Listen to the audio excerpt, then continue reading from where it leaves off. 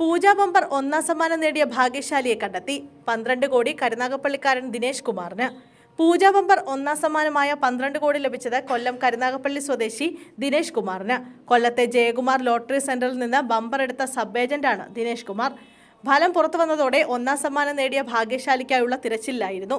ഇന്നാണ് തനിക്കാണ് ലോട്ടറി അടിച്ചതെന്ന കാര്യം ദിനേശ് വെളിപ്പെടുത്തിയത്. പൂജാ ബമ്പറിന്റെ ഒന്നാം സമ്മാനമായ 12 കോടി JC 32 55 26 എന്ന നമ്പർ ടിക്കറ്റിനായിരുന്നു ലഭിച്ചത്.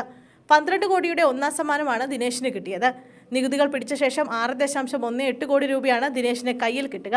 കൊല്ലം ജയകുമാർ ലോട്ടറീസിൽ നിന്ന് എടുത്ത 10 ടിക്കറ്റിൽ ഒന്നിനാണ് ഒന്നാം സമ്മാനം ലഭിച്ചതെന്ന് ദിനേശ് കുമാർ മാധ്യമങ്ങളോട് പറഞ്ഞു. മുമ്പ് ഇവിടെ നിന്ന് ടിക്കറ്റ് എടുത്തിരുന്നു.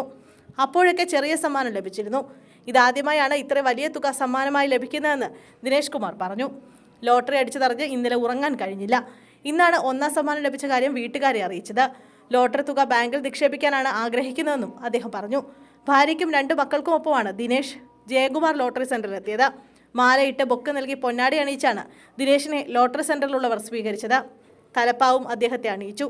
ഇത്ര വലിയ തുക കൊണ്ട് എന്താണ് പദ്ധതി എന്ന ചോദ്യത്തിനും ദിനേശ് കുമാറിന് വ്യക്തമായ മറുപടിയുണ്ട്. തുക കുറച്ചു നാളത്തേക്ക് ബാങ്കിൽ നിക്ഷേപിക്കും. നിലവിലെ ബിസിനസ്സുമായി തുടരും. ശുദ്ധരായ നാട്ടുകാരുണ്ട്, അവരെ സഹായിക്കണം. തൊടിയൂർ പഞ്ചായത്ത് അതിർത്തിയിലാണ് വീട് എന്നും ദിനേശ് കുമാർ പറഞ്ഞു. ലക്ഷക്കണക്കിന് ആളുകൾക്ക് തൊഴിൽ കൊടുക്കുന്ന സംവിധാനമാണ് കേരള ലോട്ടറി. ലോട്ടറി എടുത്താലേ അടിക്കുള്ളൂ. എല്ലാവരും ലോട്ടറി എടുക്കണം എന്നാണ് തൻ്റെ അഭിപ്രായം. 1-2 ടിക്കറ്റ് എടുത്തിട്ട് അടിച്ചില്ലെങ്കിൽ പിന്നീട് എടുക്കാതിരിക്കരുതെന്നും ദിനേശ് കുമാർ പറയുന്നു.